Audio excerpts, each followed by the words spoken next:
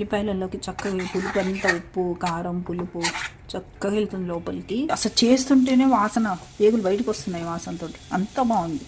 Hi నమస్తే అండి. ఈరోజు మనం గోంగూరతోటి ఒక పాతకాలం వంట చేసుకుందాం. స్టవ్ మీద బాండి పెట్టాను. స్టవ్ వెలిగించుకుందాం. కొంచెం ఆయిల్ వేసుకుందాం. ఆయిల్ వేసుకున్నాను, కాగుతోంది. కొంచెం ఒక అర స్పూను ఆవాలు, అర స్పూన్ మినపప్పు, అర స్పూన్ జీలకర్ర, 2 ఎండుమిర్చి. పోపు వేగుతోంది. ఇంగు వేసాను. సరి కలుపుకుందాం. చక్కగా వేగింది పోపు. చిన్న చిన్న ఉల్లిపాయలు పొట్టు తీసుకొని ఇట్లా వేసేసుకోవాలి. ఇవి వేగుతున్నాయి.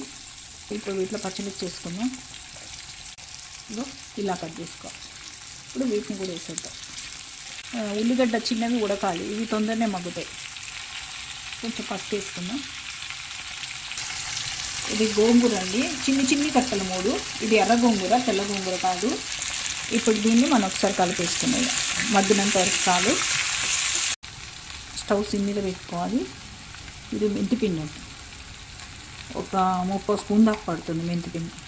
ధనియాల పొడి, జీలకర్ర పొడి. ఉల్లిపాయలు ఎందుకు వేయమన్నాను? ఈ ఉల్లిపాయలు వేస్తే ఏంటి అంటే ఇవి కలవవు, టేస్ట్ బాగుంటుంది. ఇదేమో కూరలో కలిసిపోతాయి, అందుకని అట్లా 2 రకాలుగా వేయమన్నా. ఈ శనగపప్పు మనం 2 అవర్స్ ముందు నానబెట్టేసుకోవాలి. ఇప్పుడు దీన్ని వడగట్టేసేద్దాం. ఇప్పుడు ఈ శనగపప్పుని దీంట్లో వేసేస్తాం. పడుతుందండి దాదాపు 3 స్పూన్స్. నేను అందాదాగా వేసాను, కొలతతో వేయలేదు. మెంతిపిండి ఎందుకంటే గోంగూర, ఎర్ర గోంగూర చాలా పుల్లగా ఉంటుంది. తెల్ల గోంగూర అని ఉంటుంది, అది కొంచెం వగరు పులుపు ఉంటుంది. కానీ ఎర్ర గోంగూరలో వగరు ఉండదు, ఓన్లీ పులిపే ఉంటుంది. ఇది పప్పు వేగింది కదా, కొంచెం వేగుతోంది కదా, మొత్తం వేగక్కర్లేదు, కొంచెం మగ్గితే చాలు, వేడి పడితే చాలు. మనం దీంట్లోకి, నేను కూర కట్టుకుడి చేయలేదు, ఇలానే వేసేస్తాను. గోంగూర వేసేస్తాను. గోంగూర తెచ్చుకోగానే మార్కెట్ నుంచి మంచిగా తొడిమలు వలిచేసుకొని 2-3 సార్లు కడిగాను. కడిగి ఇట్లా విచ్చుకొని ఉంటాయి అని చెప్పేసి నీళ్ళలో పెట్టాను. ఎక్కువసేపు నీళ్ళల్లో పెడితే పాడైపోతుంది గోంగూర. గోంగూర చూడండి లోపలికి వెళ్ళిపోయింది. ఇప్పుడు దీన్ని ఇలా కలుపుకున్నాం. కానీ ఎమ పులుపు ఉంటుందండి ఎర్ర గోంగూర.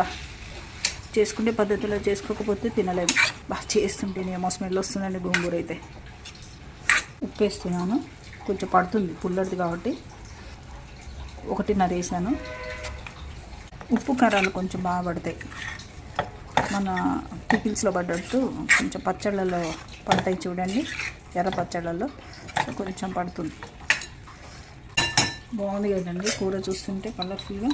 దీంట్లో లైట్గా మనం చిల్లీ ఫ్లేక్స్ వేసుకున్నాం. ఎంత బాగుంటుందో తెలుసా అండి కూర వేసుకుంటుంటే, చిల్లీ ఫ్లేక్స్ కనిపిస్తూ. ఒక్కసారి హై మీద పెట్టేసుకొని వీటిని కలిపేద్దాం. చిల్లీ ఫ్లేక్స్ కూడా మగ్గుతాయి, వేగవు, మగ్గుతాయి. కొంతమంది దీంట్లో చిన్న బెల్లం ముక్క వేసుకుంటారు, పులుపుని సమపాలలో చేయడానికి, పులుపు డామినేట్ చేయకుండా. ఆ టేస్ట్ వేరుంటుంది. కొంచెం చిన్న బెల్లం ముక్క వేసుకోవాలి. ఇంకా గోంగూర మగ్గలేదు, కొంచెం లోపల పచ్చింది, పైన ఉడికినట్టు అనిపిస్తుంది కానీ కారం వేస్తున్నాం. పచ్చిమిరపకాయలు వేసాం కాబట్టి అవి సన్నమిర్చి కాబట్టి కొంచెం కారం ఉంటాయి. అవి 1 బాగా వేసాను. వీటిలలో టమాటాలు ఆ ఫ్లేవర్లు వేయమాకండి. గోంగూర ఫ్లేవర్ గోంగూరలోనే తినాలి. కొంచెం వాటర్ పోస్తాము. దీన్ని గోంగూర పులుసు కూర అంటారు, మీకు అర్థమైపోయి ఉంటుంది. ఉల్లిపాయలలోకి చక్కగా పులుపు అంతా ఉప్పు కారం పులుపు చక్కగా వెళ్తుంది లోపలికి.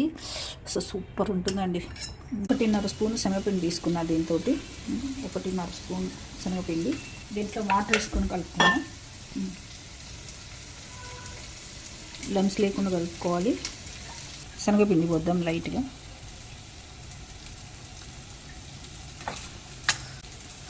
అసలు పులుసు కూర ఉంటుందండి. అసలు చేస్తుంటేనే వాసన, పేగులు బయటకు వస్తున్నాయి వాసనతో. అంత బాగుంది వాసన. శనగపిండి వేసి కలిపాను. కొంచెం నీళ్ళు పోతాం, కొంచెం గంట జారుగా ఉండాలి. మగ్గితే ఇంకొంచెం టైట్ అవుతుంది. వాసన తట్టుకోలేకపోతున్నా అండి.